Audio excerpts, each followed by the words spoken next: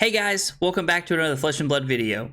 This video is proudly brought to you by the House of Cards, the official sponsor of my stream. Be sure to check out the link in the description below for all of your Flesh and Blood needs. Vigor versus Kayo is probably one of the closest matchups that we have that come out of heavy hitters. It also happens to be one of my favorites. Vigor gets a lot of value out of playing cards that clash, and when he wins the clash, he does X, Y, and Z. Now, Kayo takes that ability away from you as the Victor player.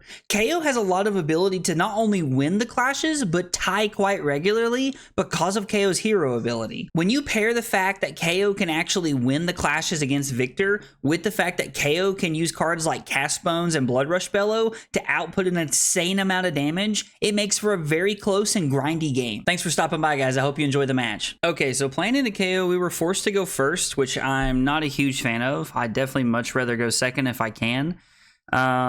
So we can throw Prime to fight and then Arsenal the Golden Sun. I can make a Surge and swing the Hammer, which I'm not a huge fan of on turn 0. I think what we might just be doing is throwing the Prime to fight here and arsenaling the Golden Sun. We want to apply pressure to our opponent here on turn 0 to try and strip some cards out of their hand. It forces our opponent to take damage here, or it forces our opponent to, it forces them to make a decision here. Also, getting a Cast Bones on turn 0 is insanely good. I'm curious to know if they have another one or what they kept that they thought was so good right there. Not that I think my opponent's decision was wrong, but it's just interesting. Like it just depends on what they have.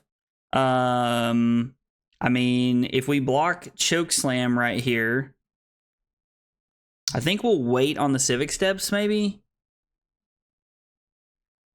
Like if they have a like a twofer, if they have another 2-coster and we give them the, well, they can throw Claw either way. So maybe blocking with Civic Steps here is the play. Blocking with Civic Steps seems pretty good right here. The Quicken token, I don't think they're going to get a lot of value out of this Quicken token. So I think we're in a pretty okay spot. And I mean, honestly, if worse comes to worse, we're going to block with Clash of Might and Spinal Crush and then throw the Grindstone here. We can still just play offense with the Hammer if we need to. So they were going to throw the Claw either way here. So we have to make a decision. Is Spinal Crush worth taking? 3 damage here to play the Spinal Crush is pretty good, actually. We're going to go to 36 and be down 3 points, and then we're going to be able to throw the Spinal Crush. Because I was like, they're not going to be able to play whatever they have off of one. They had 1 resource floating and 1 card in hand, nothing in arsenal. So we're going to force at least 1 card from their hand right here. And if they do give us 1 card from their hand, they're going to have to give us some equipment here. Okay, so they just give us 2 cards, which I think that's a very valuable exchange for us. If we spend the rest of the game playing the blocking style game with them, then I think we are ultimately in a very good spot. So if we block Buckling Blow and E-Strike, we can throw the Debilitate. We can just block 6 and then swing 8. I mean, it's a 14-point turn cycle. I don't really think we're going to get any value out of the Quicken token here. The Quicken token would only be super valuable for us at this point if we were going to, just not do anything and then sit on the Quicken token for next turn. But I mean, blocking 6 and attacking for 8 is a 14-point turn cycle off of 4 cards, which is 2 points above rate. Oh, excuse me. And honestly, when you play Victor, that's what you're trying to do all game. You're trying to get as much value out of you can as every single card you have. So just trying to get as high a numbers out of your turn cycle as possible is ultimately what we're going for every single turn. Okay. So discarded the Blood Rush Bellow, and I mean, I'm not gonna lie, you love to see it. You honestly love to see it. So let's see, if we block 6, we take 1, and then we can make a Surge and throw the Hammer. I actually think that Chokeslam is a good enough card to where we can go to 29 and throw some damage here. Also, the fact that they discarded the Blood Rush Bellow, that's really good for us. That's an insanely strong value turn for us because it puts our opponent off of one of the best cards they have in their deck. And it's also worth noting, and I learned this interaction this past weekend at Hartford, that if you actually crush with the Chokeslam, you turn off KO's ability, so it actually forces them to like have to discard natural 6s. Now KO plays a lot of natural 6s, so it's not just like it's insane or anything, but it is very good. Blocking with Cast Bones. This is the second time they blocked with Cast Bones this game. I'm kind of intrigued by this. And they take 5, so the Chokeslam is active. Let's see if maybe we get a little lucky with the Chokeslam here. Okay, so it didn't matter on any of the effects here. So this is 6 go again. So if we block with... I'd really like to throw the Righteous Cleansing, honestly. We haven't seen a Trounce or a Test of Strength yet, so I think we're just kind of hanging out, waiting. Let's block with the Buckling Blow and the Civic Steps here, because... man, the Civic Steps is a little bit more greedy here than it was a minute ago. No, they've discarded a 6, so they have Claw regardless, so this is actually a good block with the Civic Steps. Like, we're going to go down a point here, and then this is a good block with the Civic Steps. I like this. I like this block right here.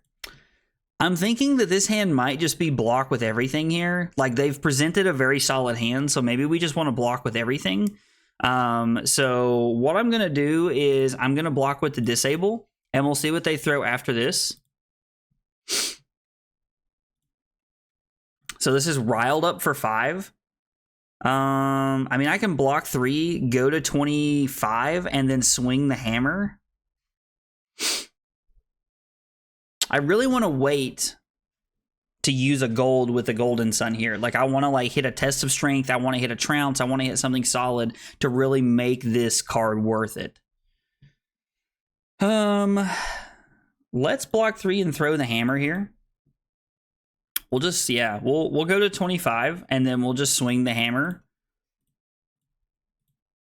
Now, we're not guaranteed to win the clash with the hammer in this matchup at all, but I do like throwing the hammer because it scares a lot of people. The hammer scares a lot of people more than it actually does, in my opinion. Like, the threat of what hammer does scares people more than like what hammer actually does. So we're not going to reclash here. It's a tie, so nothing happens. So they took 1. Like, I mean, I think that was an okay exchange for us. This is Bear Fangs. So this is going to be for 9.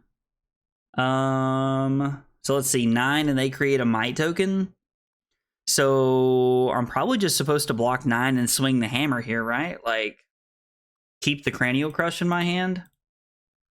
And we'll just swing the hammer one more time here. Seems like a pretty okay play.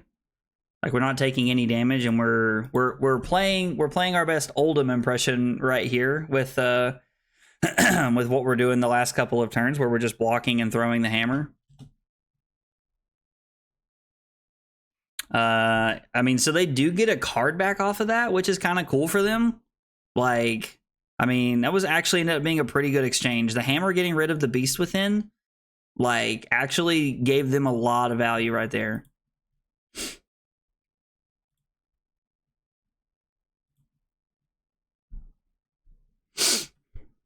So I think we'll just block with 2 cards here. Like, we'll block like this. I think this is perfectly fine. The longer we go without drawing our clash cards, like our block and clash cards, it makes me wonder. It makes me worry that we're going to draw multiple of them in one hand. I think it's correct to just block there. See, this is exactly what I'm talking about. This is exactly what I'm talking about. This is super bad variance for us and very unfortunate draws. So, I mean, we're gonna do the best with what we can here, but so this is for 6, so we get to block Test of Strength and Balance of Justice here. 5 versus an 8, we're not gonna destroy this one here, but we do have 2 more chances here. I mean, like, we have 2 more chances, but like, I have to destroy the shield. So I don't know if it's even like worth it at this point in time. What do we have in our arsenal? The Golden Sun. So we can draw the E-Strike. So right here, I can crack this to draw the E-Strike. And then this is for 8. I mean, I'm not going to destroy my shield here to be able to do anything with this. I think this is a perfectly fine hand. Like, we've not gotten any gold here, and we know that they have a swing big going into their next turn. But we also, like, only, like, I don't think we took any damage that turn. No, we didn't take any damage that turn. So I'm going to pitch the Golden Sun to make a surge, and then I'm going to come in for 7 here, which is a pretty good exchange for us. We took no damage, and we still get to crack back for 7.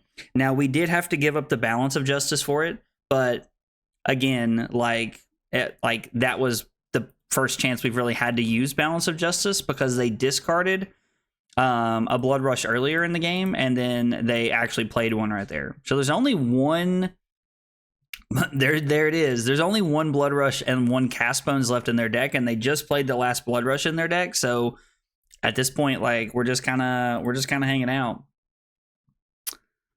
So I think I want to go Debilitate and Trounce here. I think is what we're looking to block with.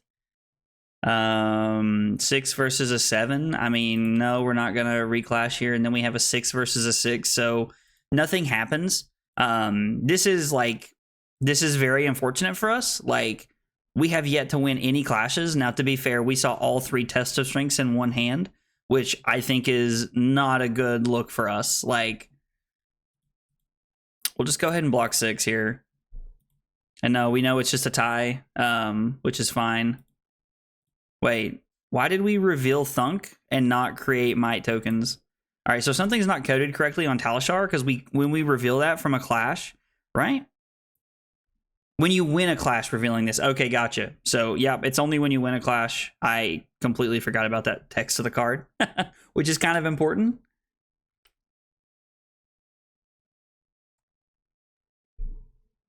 Okay, Wild Ride. So this is going to be 7 go again, and they discarded the Skullcrack to gain the resource, which is pretty good. So, I mean... They've had a lot of go again here. Like, they have the tempo of the game at this point. We need to find a turn that's going to be able to, like, swing this back for us. So I think what we're going to have to do is block 6 here. We're going to need to win this Trounce, honestly. Oh, man.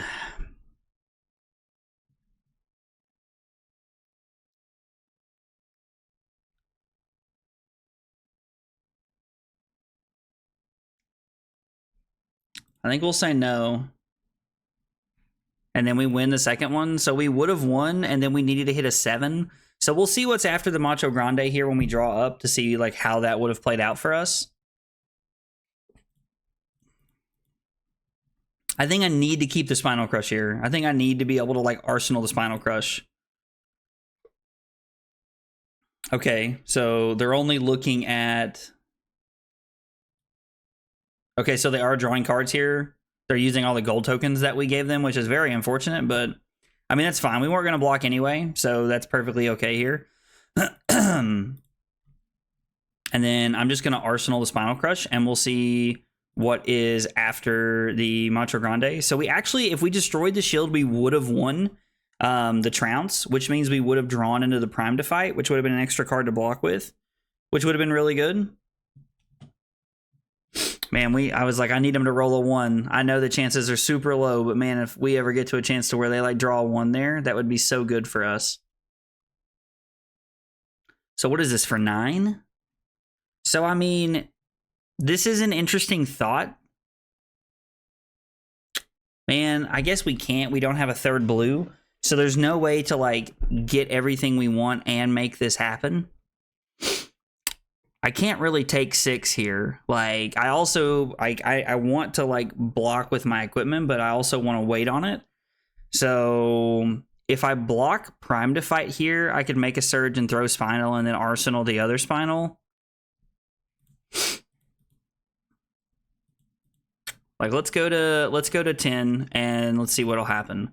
I'm kind of intrigued that my opponent has rolled multiple times. Like, that could just be me and, like, my lack of brute experience, but, like, I don't really like rolling all that often. Like, it feels kind of aggressive to roll as often as some people do. A good example that I would give is that I actually heard a Levia player this weekend sitting beside me in the Battle Hardened on Sunday talking about how they had rolled 3 1s. And I'm like, I hear you. That is very unfortunate, but I'm like, you've also given your opponent the opportunity to roll like multiple times here. So it's like you have opened that window for them. I mean, it's just 2 damage, right? So we're just supposed to block 6 and take 2. Save the equipment for something else that matters. Wait, what? I mean, I guess it's fine. Actually, I guess technically that's a better block for me because this is only going to cost 4. So technically, I actually clicked incorrectly thinking that I was going to keep both my blues, but keeping the Golden Sun in my deck is actually a better play there. So that was accidentally, those are accidentally working out for me right there. There's 1 Cast Bones left in their deck and 0 copies of Blood Rush, and they pitched the Cast Bones. Like, I don't think there's a world where we can fatigue them when they have 18 cards left in their deck and I'm at 8 life. If I was at, 15 life, we could probably talk about it, but I just don't think it's reasonable. I mean, we do have 7 points worth of equipment block left, so it's not crazy to think about, in my opinion. They're just going to take 4 because they don't need to go again. I actually really like this play when people do this. I think there's a very strategic way to make that play, and I really like that here.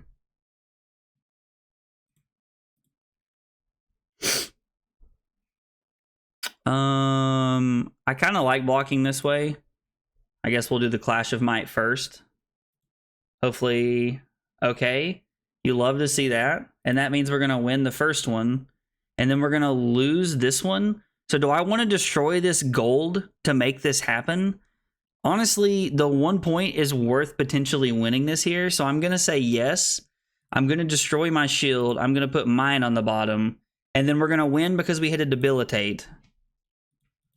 Which is really awesome for us, actually. Because we have 1 floating, we can make another surge. And then we get to throw Debilitate for 10 here, which is super solid. This is a great example of a swing turn for us. Taking the damage to be able to throw back-to-back Spinal Crushes actually put us in a pretty good spot. Now, we might not win this game. I am not in any way saying that we're going to win this game, but I'm saying that, like, the Trounce really put us in a good spot. And the Trounce, winning the Clash, it was a chance we had to take, but winning the Clash and breaking our shield was definitely worth more than 1 point.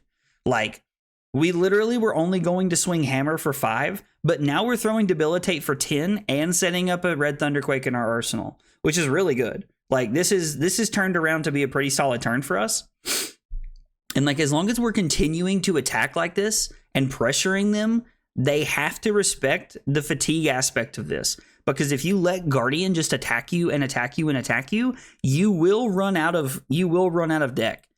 Now my opponent is protecting his life total here, which I'm actually like, I don't know what our opponent's hand looks like, so I don't know if I like this or not, but I understand why they're doing it.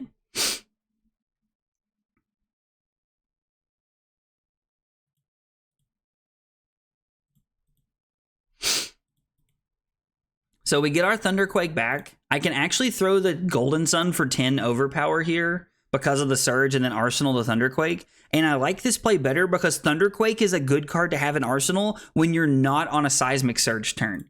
If I play the Thunderquake here and then Arsenal the Golden Sun, I have to have 2 cards to be able to throw this for 10 overpower. But I can throw 10 overpower right now or Arsenal the other 10 power card here and give myself the value of having a non-Seismic Surge card, which is really solid for me.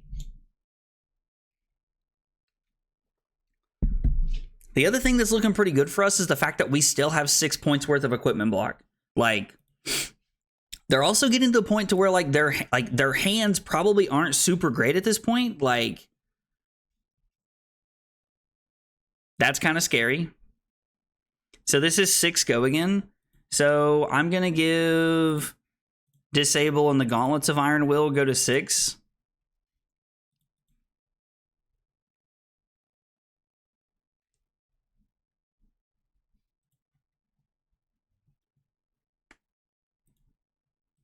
Let's give the Thunderquake.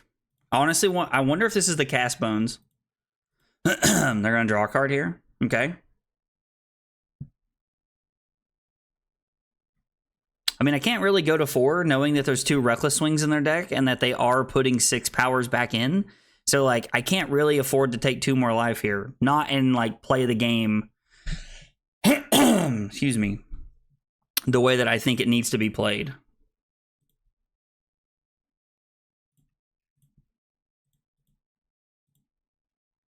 Hey, let's go, and we win the clash. Okay, so that's good. That is very good for us. So we didn't get to keep 2 cards, so we can't throw the Thunderquake, but we are going to swing the hammer for 5, which is really solid. So throwing the hammer for 5, I mean, at this point with 9 cards in our opponent's deck, they know we have a 7 on top. So, like, there's a decent chance we win this clash here. So I think they really have to respect what the hammer can do right here, if I'm being honest. Yeah, they're using Flesh Bag. I really like that. I think that's good. Oh, and they had a Cast Bones on top. If we would have got their Cast Bones, that would have been insane.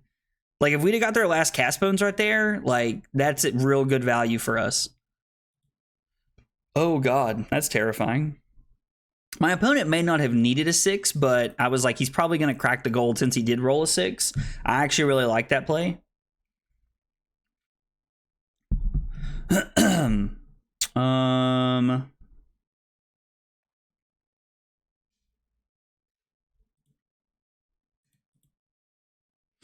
So we'll go to 5, which is really the last point of life that we have to give up here.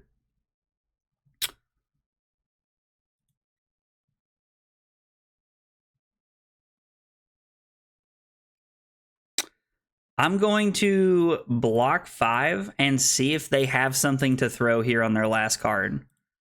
I don't know if they do, and I'm curious to see what they have. We're going to have to block 6. Like, I don't really have a choice here. Wow. That was insanely good for us. Like, I am not even going to lie. That might be some of the luckiest stuff I've ever done. So we won the Clash of Vigor, and then we revealed the Golden Sun, which makes a gold and draws us this. So now we have 2 resources in hand plus the Vigor, so we can now throw the hammer for 4 at our opponent and force them to either start losing cards from their deck or give us cards from their hand. And if they give us Reckless Swing, they only have 2 cards, which means we have a heavy chance to be able to block 6 and throw Thunderquake, which more than likely just wins us the game on the spot. This is real interesting. Do you want to loot? Like, I think my opponent has to make a decision. Do I take the chance of losing the top card of my deck to be able to, like, do I lose the top card of my deck to be able to, like, throw multiple things here? Or am I just giving up? Okay, I like the Tunic use. Like, giving up Tunic makes a lot of sense there, in my opinion. I think that's an extremely good play for my opponent. My opponent attacking for 5. So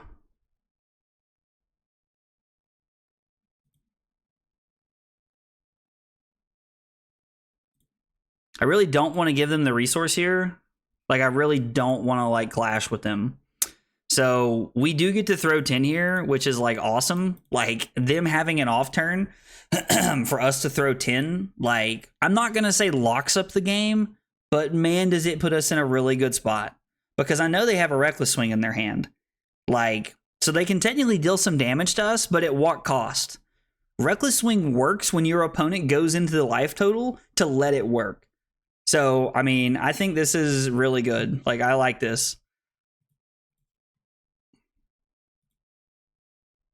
Okay, so I'm going to go to 3. They're going to go to 1, and they kept a card.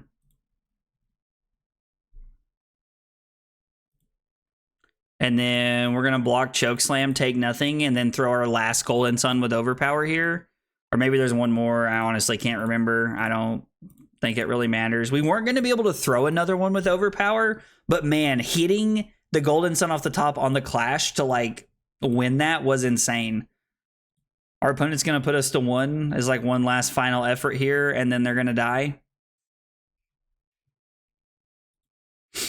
All right, wow, that was a grindy game. There are 3 big turning points during this game that I want to talk about that I feel like shifted the game in one direction or another. Number 1, when I drew 3 Tests of Strengths in one hand. That is extremely unlikely and honestly just some really bad luck, just drawing 3 tests of strengths in one hand. The problem with drawing 3 tests of strengths in one hand is that they're not D-reacts. I can't use 2 of them in Arsenal 1. I'm literally forced to block with all 3 of them, and then because I have to block with all 3 of them, I had actually was losing the clash to my opponent, so my opponent got 3 gold tokens from that turn, which they used over the course of the game. Number 2. The Trounce, where we had to break our shield to reclash to win. So, breaking the shield was a chance I had to take at this point in the game, in my opinion, because we actually hit a red Debilitate, which lets us win the second clash, so we make another Might, a Vigor, and a gold token, draw the red Debilitate. So now, instead of swinging the hammer for 5 and arsenaling Thunderquake on our turn is now throw red Debilitate for 10 and arsenal red Thunderquake, which is such a big tempo swing and completely changes the outcome of that game. The third point I want to talk about is late in the game, I blocked with a Clash of Vigor. We block with Clash of Vigor, flip the Golden Sun, and we win the Clash. So flipping the Golden Sun gives us a gold token, we create a Vigor token, and we draw the Golden Sun. Which means instead of doing nothing and not arsenaling on our turn, we actually get to swing the hammer for 4, which lets us take a card out of our opponent's hand instead of just giving them a 4-card hand and we do nothing. Guys, if you see anything you think I could have done differently, let me know in the comments down below. I'd love to hear about it. If you enjoyed the video, be sure to like and subscribe for more content. Thanks for watching and I'll see you next time. Take it easy, guys.